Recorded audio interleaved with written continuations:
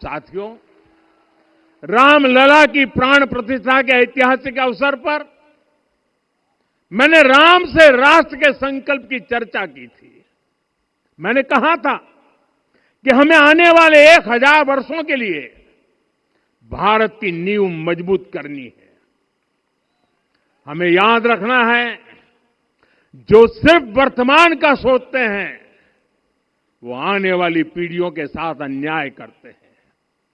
हमें वर्तमान के साथ साथ भावी पीढ़ियों के बारे में भी सोचना है, क्योंकि हम जब नहीं थे ये देश तब भी था, जब हम नहीं रहेंगे ये देश तब भी रहेगा। हम एक जीवंत समाज है, हमें दूरदृष्टि के साथ ही काम करना होगा। हमें आने वाले दशकों, आने वाली सदियों को ध्यान में रखना ही होगा। और साथियों, इसके लिए भी हमें प्रभु राम से सीखना होगा। हमें उनके व्यक्तित्व को समझना होगा, हमें उनके व्यवहार को आत्मसात करना होगा। हमें याद रखना होगा, राम यानी आदर्श, राम यानी मर्यादा, राम यानी जीवन का सर्वोच्च चरित्र, राम यानी सत्य और पराक्रम का संगम। दिव्य गुणे शक्र समो रामः सत्य पराक्रमः। राम यानी धर्म पथ पर चलने वाला व्यक्तित्व। रामः सत्पुरुषो लोके सत्यः सत्यपरायणः।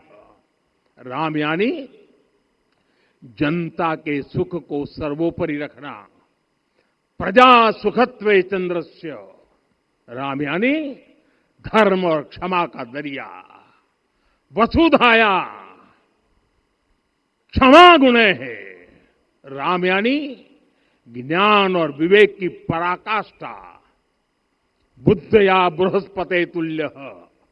राम यानी कोमलता में दृढ़ता। मृदु पूर्वज भाषते। राम यानी कृतज्ञता का सर्वोच्च उदाहरण। कदाचन नोपकारेण कृति नैकेन तुष्यति। राम यानी श्रेष्ठ संगति का चयन। शीला वृद्धे ज्ञान वृद्धे वयोवृद्धे च सज्जनै। राम यानी विनम्रता में महाबल। वीर्यवान च वीर्येण महता स्वेन विस्मितः। राम यानी सत्य का अडिग संकल्प। न च अनुत्र कथो विद्वान। राम यानी जागरूक, अनुशासित और निष्कपट मन। निस्तिंद्र अपम्रत च स्वदोष परदोषवित। साथियों, राम सिर्फ एक व्यक्ति नहीं, राम एक मूल्य है, एक मर्यादा है, एक दिशा है। अगर भारत को साल 2047 तक विकसित बनाना है, अगर समाज को सामर्थ्यवान बनाना है, तो हमें अपने भीतर राम को जगाना होगा। हमें अपने भीतर के राम की प्राण प्रतिष्ठा करनी होगी। और इस संकल्प के लिए आज से बेहतर दिन और क्या हो सकता है। साथियों, 25 नवंबर का यह ऐतिहासिक दिन अपनी विरासत पर गर्व का एक और अद्भुत क्षण लेकर आया है। इसकी वजह है धर्म ध्वजा पर अंकित कोविदार वृक्ष। ये कोविदार वृक्ष इस बात का उदाहरण है कि जब हम अपनी जड़ों से कट जाते हैं तो हमारा वैभव इतिहास के पन्नों में दब जाता है।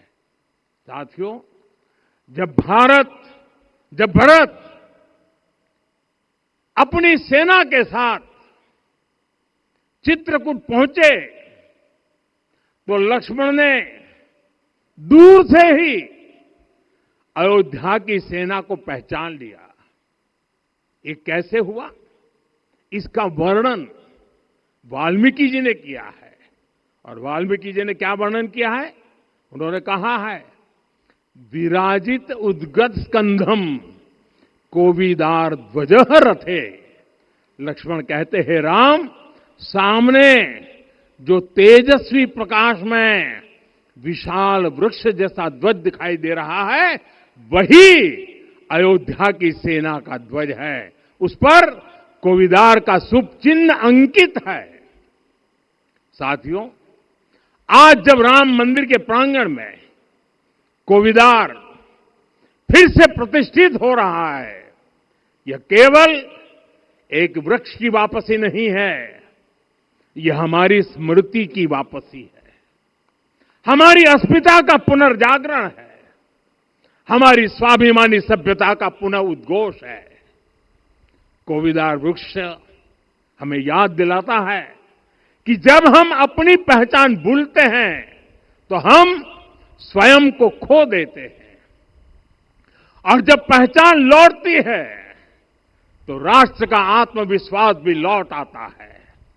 और इसलिए मैं कहता हूं, देश को आगे बढ़ना है तो अपनी विरासत पर गर्व करना होगा। साथियों, अपनी विरासत पर गर्व के साथ साथ एक और बात भी महत्वपूर्ण है, और वो है गुलामी की मानसिकता से पूरी तरह मुक्ति। आज से 190 साल पहले 190 साल पहले साल 1835 में 1835 में मैकाले नाम के एक अंग्रेज ने भारत को अपनी जड़ों से उखाड़ने के बीज बोए थे। मैकाले ने भारत में मानसिक गुलामी की नींव रखी थी। 10 साल बाद यानी 2035 में उस अपवित्र घटना को 200 वर्ष पूरे हो रहे हैं। कुछ दिन पहले मैंने एक कार्यक्रम में आग्रह किया था कि हमें आने वाले 10 वर्षों तक उस 10 वर्षों का लक्ष्य लेकर चलना है कि भारत को गुलामी की मानसिकता से मुक्त करके रहेंगे।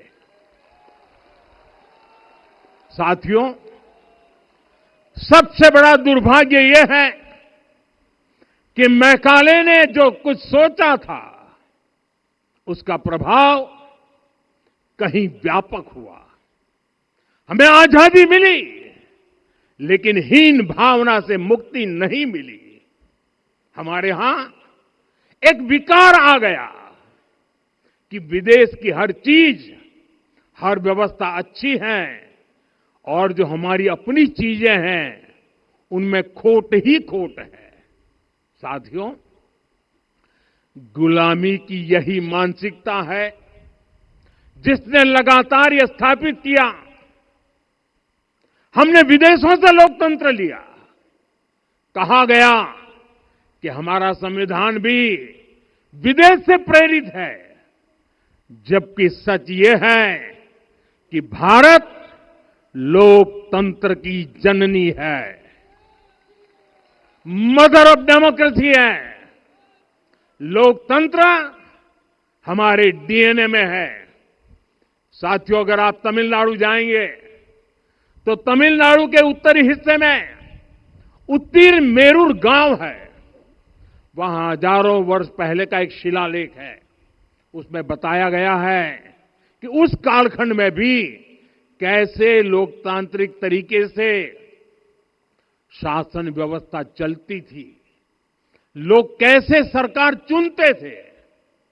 लेकिन हमारे यहां तो मैग्ना कार्टा की प्रशंसा का ही चलन रहा।